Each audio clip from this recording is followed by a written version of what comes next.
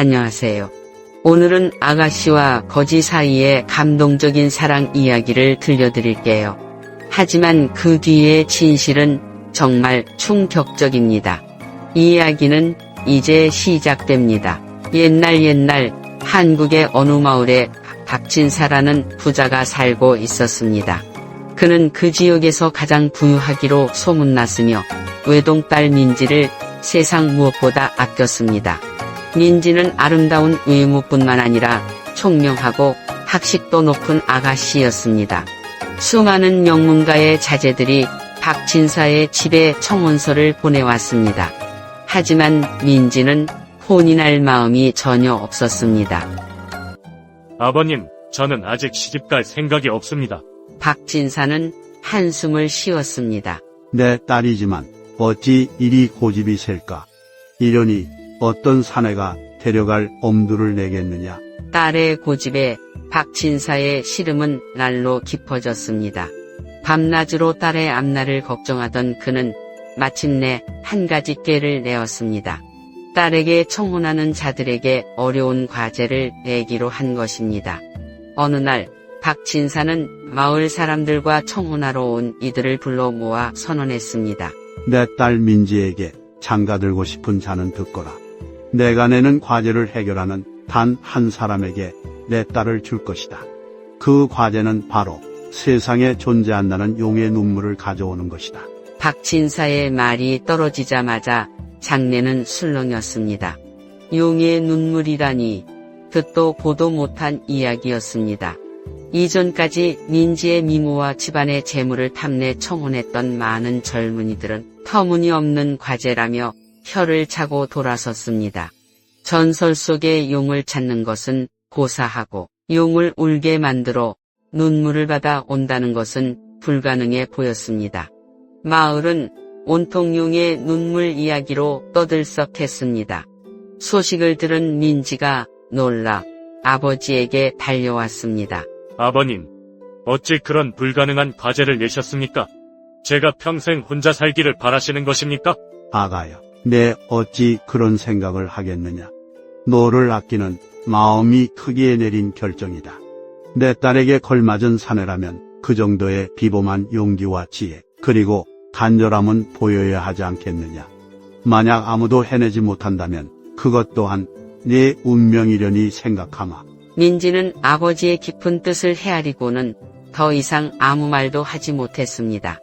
한편 마을 변두리의 가난한 초가집에 살던 강민이라는 젊은 선비도 이 소식을 듣게 되었습니다.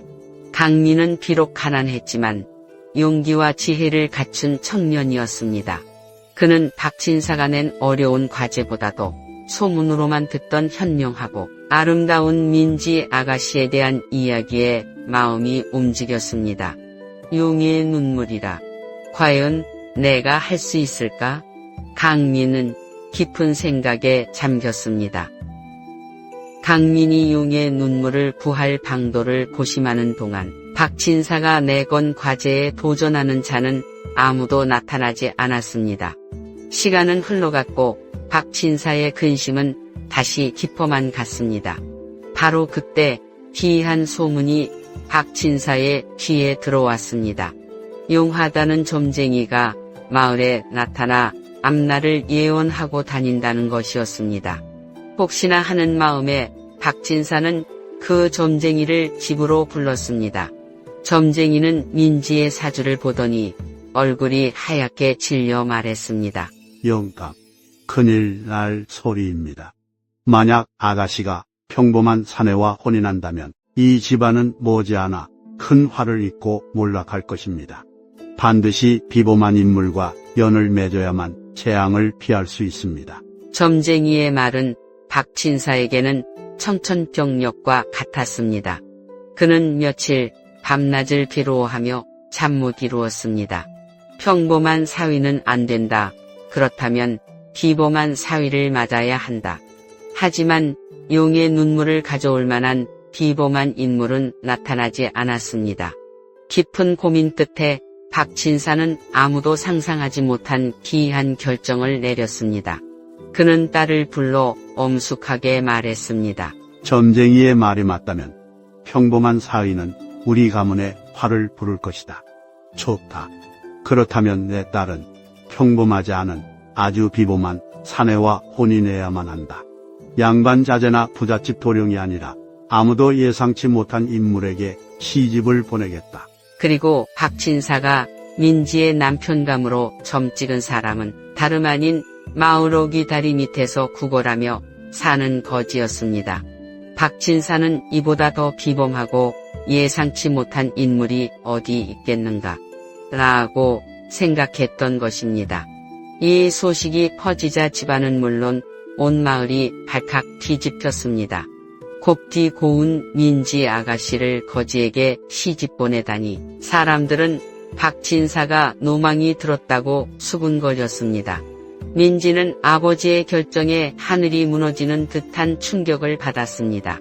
이튿날 박진사는 하인들에게 마을에서 가장 가난한 거지를 찾아오라고 명했습니다. 하인들은 수소문 끝에 다리 밑에서 지내는 젊은 거지를 데려왔습니다. 그는 남루한 옷을 걸치고 있었고 몹시 마른 데다 온몸은 흙투성이었으며 머리는 가치집처럼 헝클어져 있었고 맨발이었습니다. 내 이름이 무엇이냐? 박진사가 물었습니다. 예, 구철이라고 하옵니다. 젊은이가 떨리는 목소리로 답했습니다. 박진사는 고개를 끄덕이며 말했습니다. 좋다. 오늘부터 내가 바로 내 사위다. 구철은 제 귀를 의심하며 어안이 벙벙했습니다. 바로 옆에 서 있던 민지 또한 믿을 수 없다는 듯 완전히 얼어붙었습니다. 아버님, 지금 제정신이 아니십니다. 어찌 저더러 거지와 혼인을 하라 명하십니까? 그래, 점쟁이가 말하지 않았더냐. 내가 평범한 사내와 혼인하면 불행해진다고. 그러니 특별한 사내와 혼인해야만 애군을 피할 수 있다. 이 세상에 거지보다 더 특별하고 비범한 존재가 어디 있겠느냐. 민지는 기가 막혔습니다. 말도 안 됩니다. 거지가 어찌 특별한 사위가 될 수 있단 말입니까? 하지만 박진사는 이미 마음을 붙인 뒤였습니다. 그는 점쟁이의 예언을 철석같이 믿고 있었습니다. 민지야, 내가 원하든 원하지 않든 이 혼사는 반드시 이루어져야 한다. 이것이 우리 가문의 운명을 바꾸는 길이다. 결국 민지는 아버지의 강압에 못 이겨 자신의 뜻과는 전혀 상관없이 거지 구철과 억지로 혼례를 올리게 되었습니다. 며칠이 지나자 온 마을은 박진사 딸의 혼사 이야기로 떠들썩했습니다. 아이고 세상에, 박진사 대쾌한 따님이 거지에게 시집을 갔다지 뭐야. 그렇게 곱고 똑똑한 아가씨가 어쩌다 거지와 연을 맺게 되었을꼬. 박진사가 단단히 노망이 들었나 보네.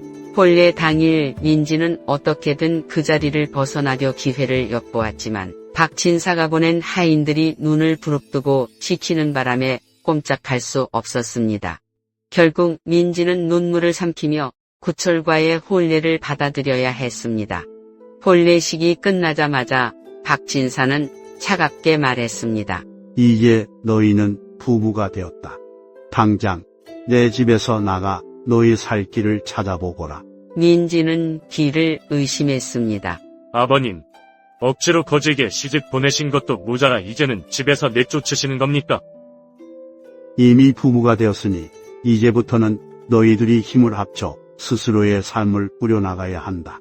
박진사는 냉정하게 답했습니다. 민지는 그 자리에 주저앉아 울음을 터뜨렸습니다. 어찌 제 팔자가 이리 기구하단 말입니까?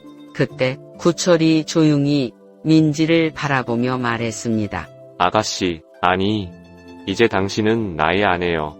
너무 걱정하지 마시오. 내가 반드시 당신을 지켜주겠소. 민지는 화가 치밀어 구철을 노려보았습니다. 나를 지켜? 당신이 무엇으로 나를 지킨단 말이오? 당신도 한낱 거지에 불과한데. 앞으로 우리가 어찌 될지는 나도 모르오. 하지만 반드시 길을 찾을 것이오. 구철은 여전히 침착하게 대답했습니다. 민지는 절망감에 휩싸였습니다. 거지와 혼인한 것도 서러운데 이제 길거리에 나앉아 살아야 한다니 앞날이 캄캄하기만 했습니다.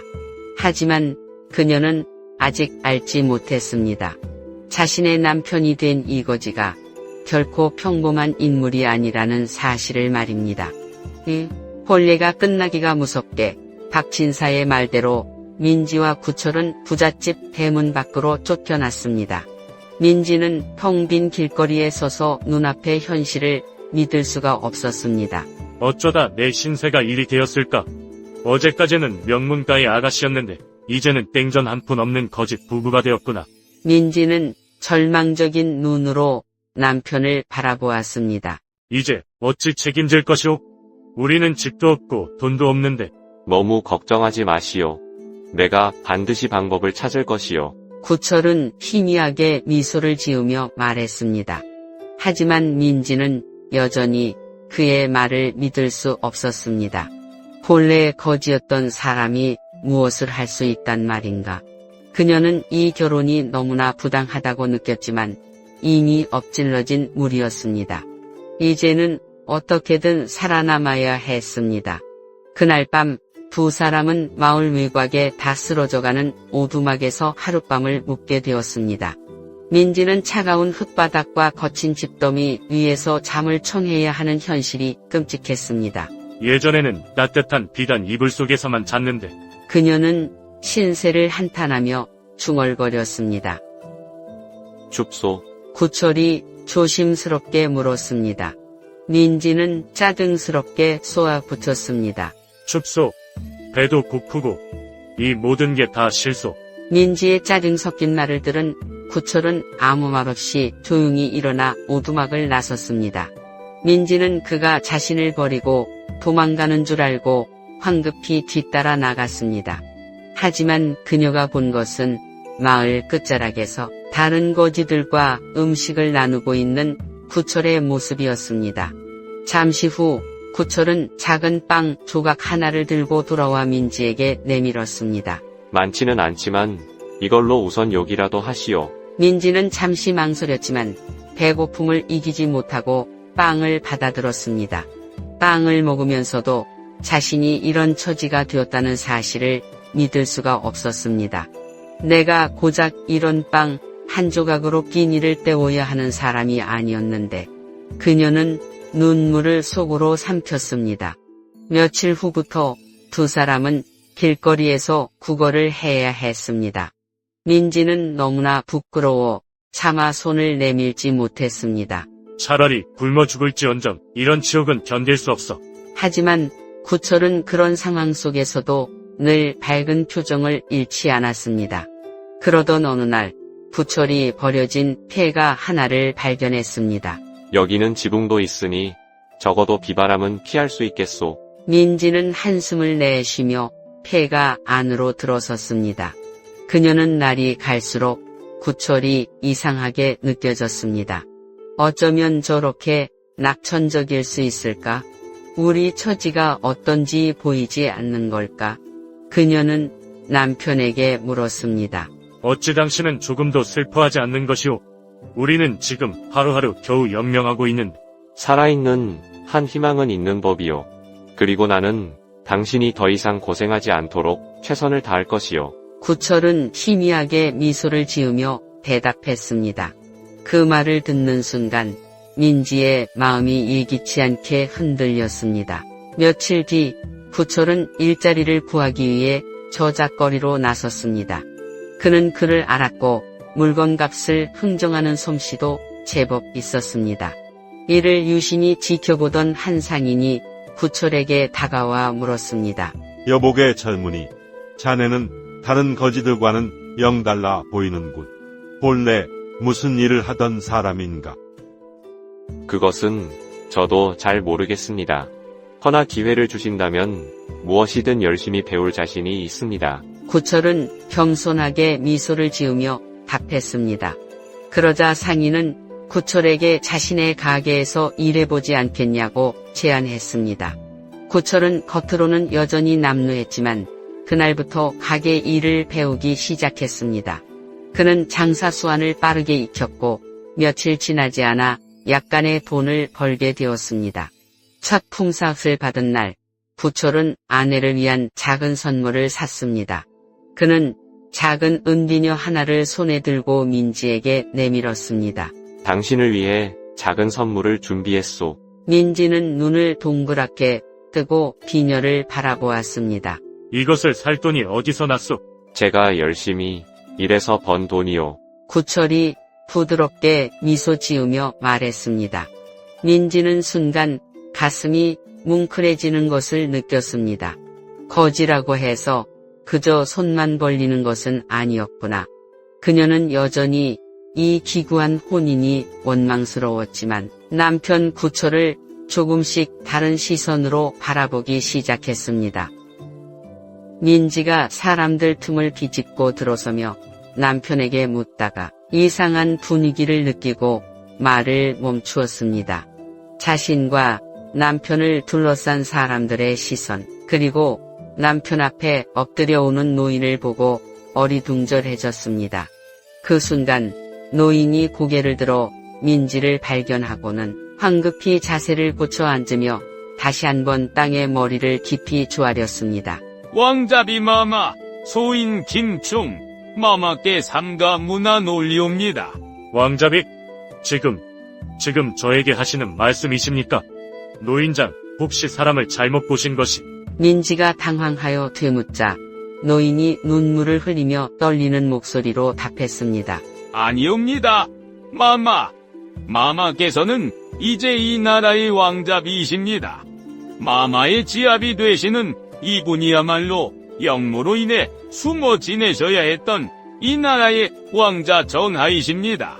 민지는 망치로 머리를 맞은 듯한 충격에 휩싸여 아무 말도 하지 못하고 구철을 바라보았습니다. 자신의 남편, 남루한 옷을 입고 시장에서 물건을 팔던 그 남자가 왕자라고.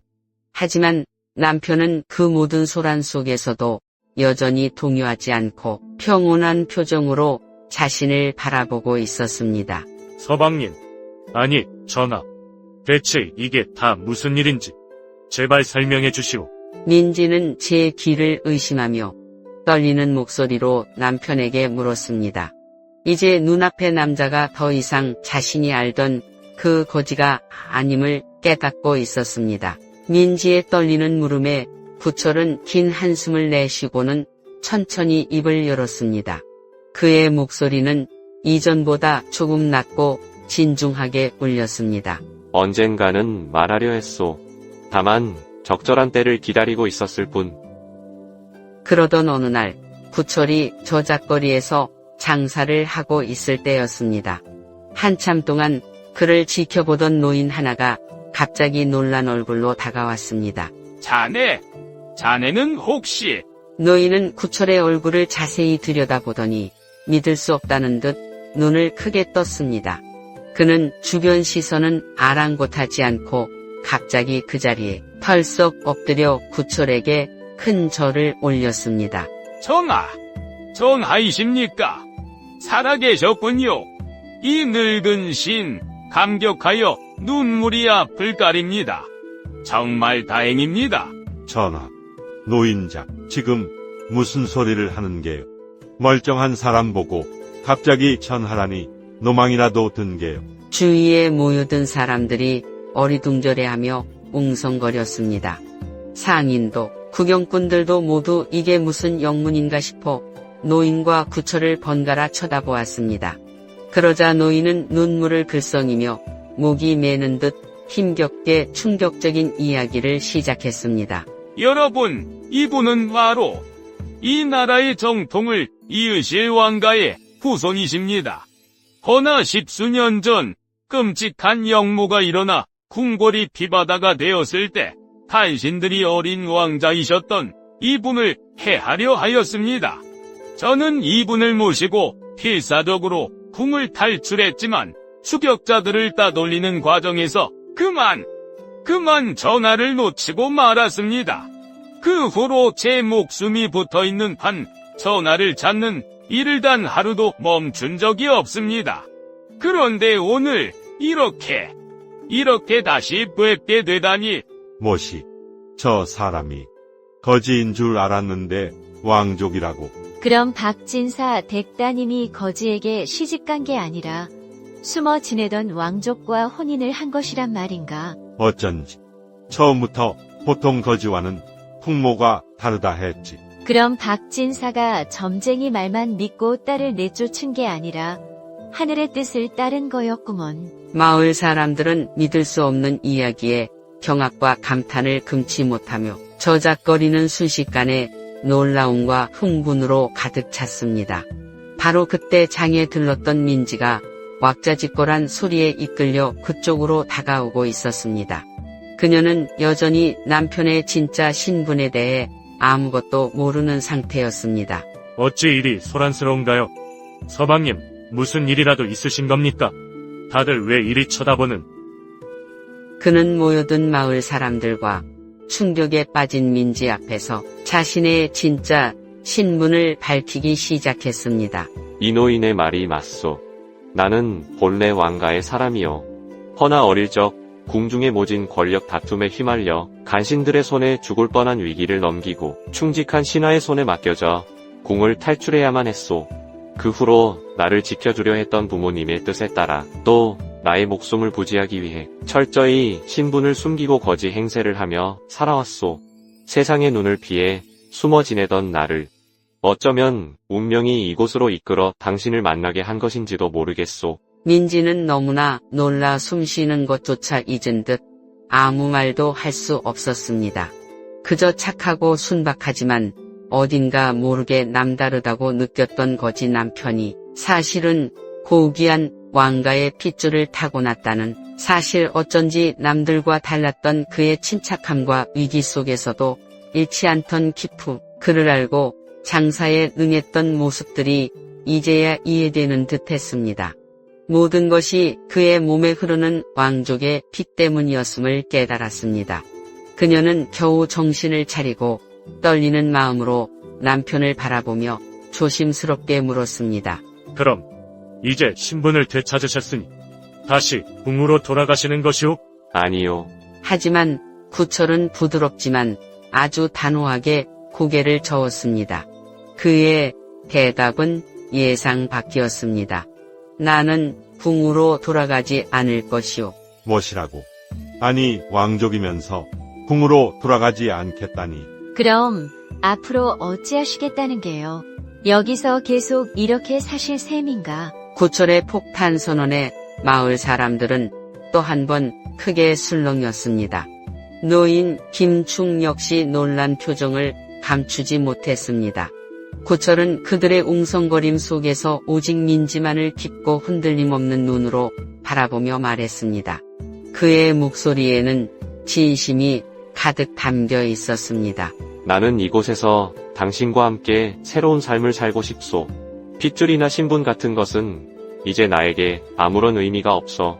지난날 거지로 살며 내가 깨달은 것은 권력이나 부귀 영화보다 더 소중한 것이 있다는 사실이었소. 내가 바라는 것은 오직 하나. 당신 곁에서 평범하지만 행복하게 사는 것뿐이요. 그 말을 듣는 순간 민지의 심장이 이전과는 비교할 수 없을 만큼 세차게 요동치기 시작했습니다. 자신을 위해 왕족의 신분마저 버리겠다는 남자의 진심이 가슴 깊이 파고들었습니다. 이 사람이 정말로 나 때문에 이곳에 남겠다고? 한편 사위가 사실은 왕족이었다는 그야말로 하늘이 뒤집힐 만한 놀라운 소식은 삽시간에 온 마을을 넘어 박진사의 귀에까지 들어갔습니다. 무엇이, 뭐가, 내 사위가, 그 다리미 거지가 실은 왕가의 핏줄이라고. 박진사는 귀를 의심하며 탕약을 마시다 말고 자리에서 벌떡 일어섰습니다. 그의 얼굴은 하얗게 질렸다가 시뻘겋게 달아오르기를 반복했습니다. 머릿속에는 오만 가지 생각이 스쳐 지나갔습니다. 내가 고집센 딸아이 버릇 좀 고쳐놓고 점쟁이 말대로 애군이나 피해보려 했을 뿐인데 세상에 마상에 그 거지가 진짜 왕족이었다니. 내가 내 손으로 왕족을 사위로 맞이하고는 거지 취급하며 내쫓았단 말인가.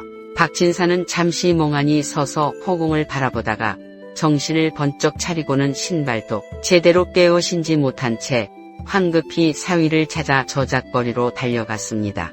숨을 헐떡이며 그가 도착했을 때 구철은 여전히 민지의 손을 잡고 있었고 민지는 아직도 충격과 혼란이 가시지 않은 복잡한 표정으로 남편을 바라보고 있었습니다. 박진사는 구철 앞에 허겁지겁 달려가 체면도 잇고 넙죽 엎드렸습니다. 사의, 아니 왕자님, 이 미천하고 눈먼 장인을 이제야 알아보시다니 죽을 죄를 지었습니다. 왕자님, 부디 용렬한 장인의 한을 무서운 줄 몰랐던 무례와 죄를 벌하지 마시고 제발 제 딸과 함께 어서 이 누추한 장인의 집으로라도 돌아가 주시게. 박진사는 땅에 머리를 찌을 듯 연신 용서를 빌며 두 사람을 어떻게든 다시 집으로 데려가려 애썼습니다. 하지만 구철은 그런 장인을 부드럽게 일으켜 세우며 여전히 차분하고 흔들림 없는 목소리로 말했습니다. 장인어른, 일어나십시오. 저는 이미 가난한 백성의 삶에 익숙해졌습니다. 그리고 신분이나 재물이 행복의 전부가 아니며 때로는 가난한 삶 속에서도 더 큰 기쁨과 깨달음이 있다는 것을 배웠습니다. 저는 민지와 함께 누구의 도움도 없이 바로 이곳에서 저희 두 사람의 힘으로 새로운 길을 만들어가고 싶습니다. 왕족의 신분을 되찾았음에도 조금도 교만해지거나 변하지 않은 구철의 흔들림 없는 목소리와 깊은 눈빛에 박진사는 이전과는 비교할 수 없는 큰 감동과 부끄러움을 느꼈습니다. 그는 비로소 사위의 진정한 가치와 뜻을 헤아리고는 천천히 고개를 깊이 끄덕였습니다. 옳소, 장인 말이 100번 옳으이. 부끄럽지만 이제야 내가 내 진짜 사의를 알아보는구먼. 자네야말로 진정 비범한 인물이야. 박진사의 눈에는 존경과 함께 어쩌면 자신의 어리석음이 결과적으로는 놀라운 행운을 가져왔다는 묘한 안도의 빛이 함께 어렸습니다. 그 이면에는 대대로 왕가에 내려오는 끔찍하고도 불가피한 고대의 저주가 있었습니다. 그것은 바로 왕가의 피를 이은 왕자가 성년에 이르면 그 운명의 무게로 인해 나라 전체에 무서운 재앙을 불러오게 된다는 것이었습니다. 이 재앙을 막을 수 있는 유일한 방법이 있었으니 그것은 왕자가 세상에서 가장 순수한 혈통을 지닌 처녀와 혼인하여 신분을 감춘 채 필설로 다할 수 없는 고행과 시련을 겪어내어 저주를 정화하는 것이었습니다. 박진사의 딸 민지는 명망 높은 사대부 가문의 외동딸로서 대대로 그 순수함을 인정받아 온 혈통, 바로 그 가장 순수한 혈통의 조건에 부합하는 처녀였습니다. 그리고 박진사가 점쟁이의 말을 맹신하며 사랑하는 딸을 억지로 거지, 즉 신분을 숨긴 영세자에게 시집 보내고 매몰차게 집에서 내쫓아 온갖 고생을 겪게 한 것. 그것은 실은 왕국을 재앙으로부터 지키려는 늙은 충신 김충과 뜻을 같이 하는 이들이 세자의 저주를 풀기 위해 아주 오래전부터 비밀리에 계획하고 치밀하게 유도한 일의 일부였습니다. 물론 박진사 자신은 그 무서운 비밀의 전모까지는 알지 못한 채 그저 딸을 비범한 인물에게 보내야 한다는 믿음으로 행동했을 수도 있지만 결과적으로 그의 이해할 수 없는 행동은 충신들의 계획에 결정적인 역할을 한 셈이었습니다. 민지와 영세자가 눈물과 절망 속에서 겪어야 했던 그 모진 시련과 뼈저린 고통은 그들 자신도 모르는 사이 나라의 안녕과 왕가의 존속을 위한 끔찍하고도 계획된 희생제의였던 것입니다. 훗날 모든 것을 알게 된 두 사람의 행복 아래에는 이처럼 무겁고 서늘한 비밀이 감춰져 있었으니 개인의 행복과 왕국의 운명 사이에서 벌어진 진정한 운명의 장난은 누구도 쉽게 이야기할 수 없는 것이었습니다. 그 후 구철과 민지는 자신들이 머물던 태가로 돌아갔습니다. 예전의 절망과 원망 대신 이제 두 사람의 마음에는 새로운 시작에 대한 굳은 결의와 서로를 향한 믿음이 가득했습니다. 구철은 본격적으로 장사에 뛰어들었고 그의 비범한 지혜와 성실함 그리고 사람을 대하는 진솔함 덕분에 사업은 날로 번창했습니다. 그는 결코 자신의 불을 뽐내거나 어려운 사람들을 외면하지 않았습니다. 몇 년 지나지 않아 그는 그 지역에서 가장 성공했을 뿐만 아니라 가장 존경받는 상인으로 우뚝 섰습니다. 이제 민지는 더 이상 남편을 무시하거나 자신의 처지를 비관하지 않았습니다. 오히려 역경 속에서도 희망을 잃지 않고 스스로 길을 개척해 나간 남편의 강인한 의지와 뛰어난 능력, 그리고 무엇보다 자신을 아끼고 존중해주는 변함없는 따뜻함에 깊은 존경과 사랑을 느끼게 되었습니다. 어느 날 마당에서 함께 꽃을 가꾸다 환하게 웃는 남편의 얼굴을 보며 민지가 진심을 담아 말했습니다. 돌이켜보면 그날 아버님의 강압으로 당신과 억지로 혼인하게 된 것이 어쩌면 제 인생에서 가장 큰 행운이었는지도 모르겠습니다. 지난날 아무 걱정 없이 비단 옷을 입고 살던 시간보다 당신과 함께 땀 흘리고 어려움을 헤쳐나가며 서로 의지하며 일군 지금의 삶이 몇백 배, 몇천 배는 더 소중하고 진정으로 행복합니다. 그녀의 얼굴에는 과거의 그늘은 찾아볼 수 없고 진정한 행복과 만족감에서 우러나오는 평온한 미소가 아름답게 피어났습니다. 그렇게 왕자였던 상인 구철과 그의 아내가 된 민지는 서로를 깊이 아끼고 의지하며 많은 사람들에게 귀감이 되는 삶을 살며 평생을 행복하게 보냈습니다. 이 이야기는 마을 사람들 사이에서 오랫동안 흥미진진하게 전해 내려왔고 사람들은 자녀들에게 또 그 자녀들에게 이 이야기를 들려주며 다음과 같은 교훈을 잊지 않고 되새기곤 했습니다. 하지만 이 행복하고 교훈적인 이야기에는 차마 전해지지 못한 오직 구철, 아니 이제는 그의 본래 이름인 영세자와 늙은 충신 김충만이 아는 등골이 오싹해지는 비밀이 숨겨져 있었습니다. 사람들이 아는 것과는 달리 어린 세자가 궁에서 쫓겨나 이름 없는 거지로 살아야 했던 진짜 이유는 단순히 잔혹한 권력 투쟁 때문만은 아니었습니다.